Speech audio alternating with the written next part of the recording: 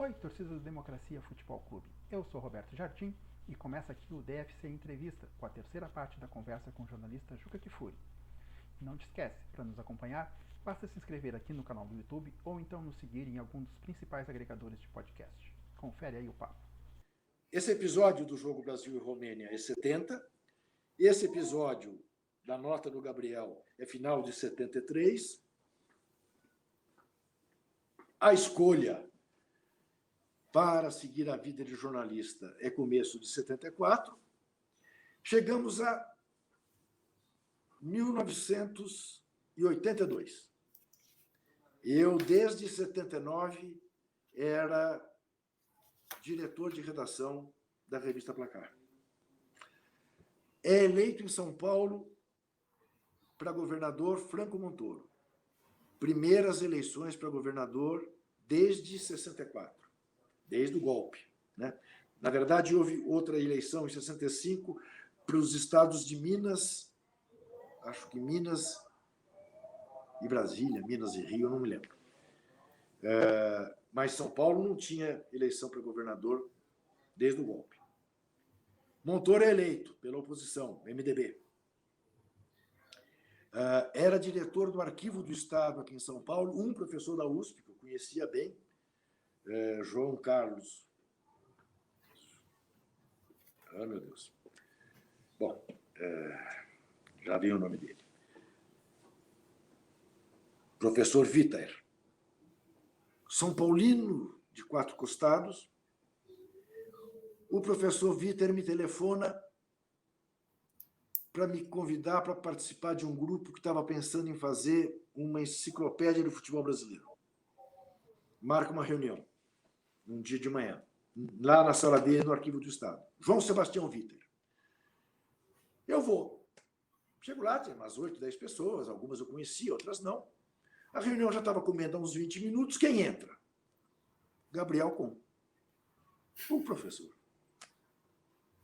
E eu falo, nossa, fazia o quê? Uns 7 anos, 8 anos que eu não o via. Digo, mestre, que prazer em vê-lo, que surpresa. Ele vem de dedinho em riste. Você está surpreso, seu alienado? Porque você me impediu de ver o jogo Brasil. Por sua causa, eu não vi Brasil e Romênia na Copa de 70. Eu falei, não, peraí, professor, me lembro bem dessa história. Você marcou a prova. Sim, sim, sim. Eu marquei, porque você sabe, eu sou uma pessoa desligada, não tinha presente, né? Jamais marcaria. Mas saiba você que eu sou tão corintiano ou mais do que você. E que eu não acredito em um sociólogo no Brasil que não tem os fundilhos das calças puídos pelas arquibancadas. Muito bom. E você, Juca, foi tão preconceituoso como os seus colegas que não queriam que eu suspendesse a prova. Porque você passou 4 anos como meu aluno. Eu sabia muito bem onde você estava, o que você fazia. E você nunca veio conversar de futebol comigo. Porque você também achava que ali não era o locus adequado para tratar de futebol. E era. Era, é e será sempre.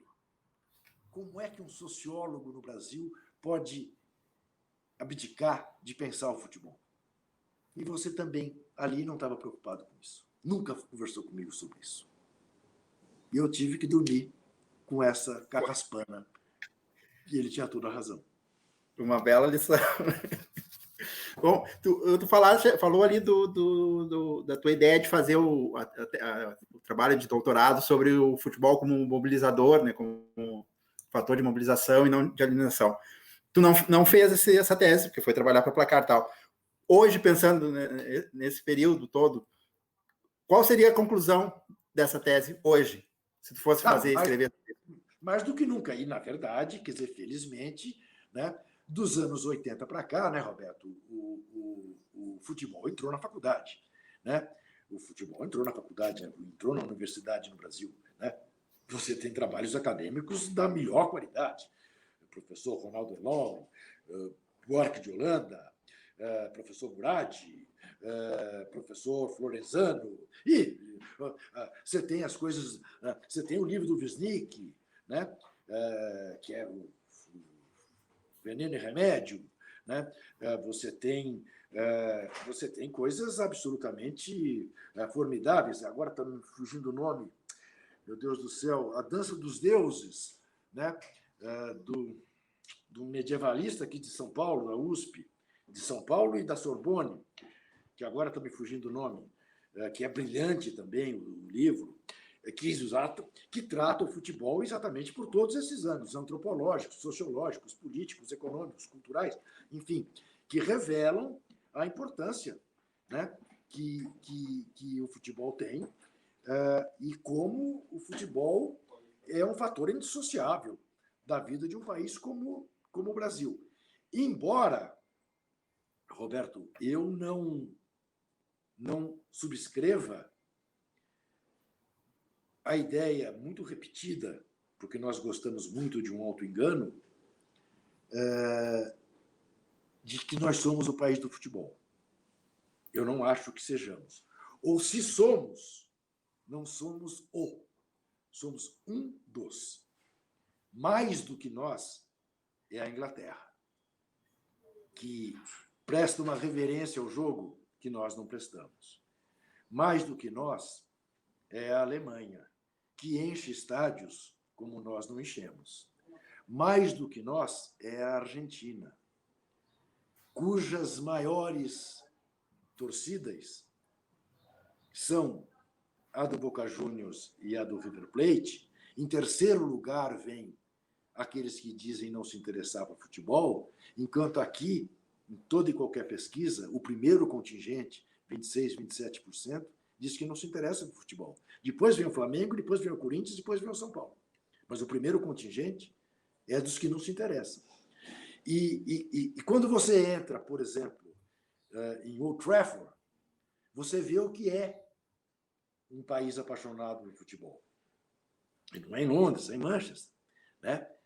Você vê o túnel Berlim, você vê a Santíssima Trindade do Manchester, né?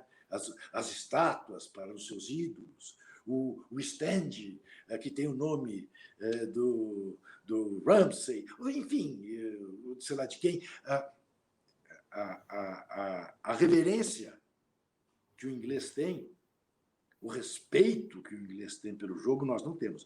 O que nós fomos, durante meio século, o país do beautiful game, o país do jogo bonito. Isto fomos. Porque nós tivemos a sorte de formar gerações, né?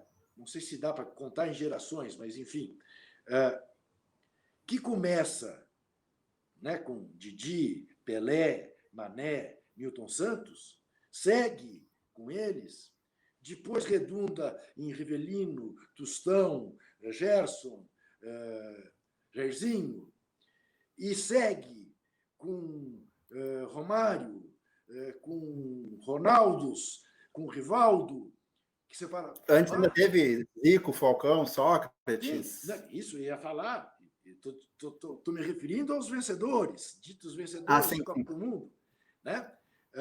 Mas tivemos até entre os perdedores, né, um time dos sonhos, com Zico, com Sócrates, com Falcão, com Júnior, com Leandro, né? Todos geniais, né? Então, tivemos isto. Nasci aqui, né? Deve ser, como diria o Jack Stewart, quando lhe perguntaram o que explicava que os pilotos de Fórmula 1 do Brasil eram tão bons, né? Naquela sequência, Emerson Fittipaldi, Zé Carlos Patti, Nelsinho Piquet, Ayrton Senna, e ele disse, não sei, deve ser a água que eles bebem. A gente não era a água que nós bebemos, né? Era a várzea, era o futebol de praia, essas coisas que foram, com a especulação imobiliária e com o aumento da população, foram desaparecendo, porque na praia agora tem 1000 regulamentos, a várzea desapareceu nos grandes centros urbanos pela especulação imobiliária, né? E nós deixamos de produzir tantos talentos como produzíamos, né? Mas, então, nesse aspecto, sim, nós somos o país da fantasia do futebol, né? Mas a Argentina não foi menos, né? Não foi menos, certamente não. A escola argentina ela pode perder para a brasileira em quantidade, porque é um país 4 vezes menor que o Brasil, né? Mas em qualidade, não. Tanto que quando a gente fala nos deuses do futebol, né, a gente tem, no mínimo, indiscutivelmente, 3 argentinos: de Stefano, Maradona e Messi, né? Tá bom, você vai dizer, no Brasil nós temos mais. Nós temos Garrincha, nós temos Pelé, nós temos Didi, nós temos, enfim, Romário, nós temos, tá bom, os Ronaldos, ok, né?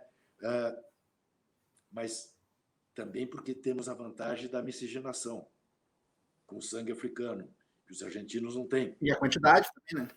E uma quantidade muito maior, evidentemente. Produzimos até a melhor jogadora de futebol de todos os tempos, 6 vezes eleita a melhor do mundo, né? Num esporte pouquíssimo respaldado no Brasil, até muito pouco tempo atrás, a Marta, né? Todos geniais, todos negros, com raríssimas exceções, né? Vocês põem o Rivelino como exceção, o Tostão como exceção, o Zico, o Falcão. Agora, número 1 do mundo, branco, só o Kaká. E assim mesmo, a gente sabe, por um curto período, nós não pomos o Kaká no patamar, não é dos gênios. Nós não pomos o Kaká, eu, por exemplo, não ponho, não sei se você põe, no patamar dos Ronaldos, do Rivaldo, não acho que esteja no mesmo patamar. É baita jogador, mas não é do mesmo nível. Né? E essa foi a terceira parte da conversa com o jornalista Juca Kfouri. Na semana que vem tem mais um pedaço. E para não perder, basta se inscrever aqui no canal do YouTube ou então nos seguir em algum dos agregadores de podcast. Até lá!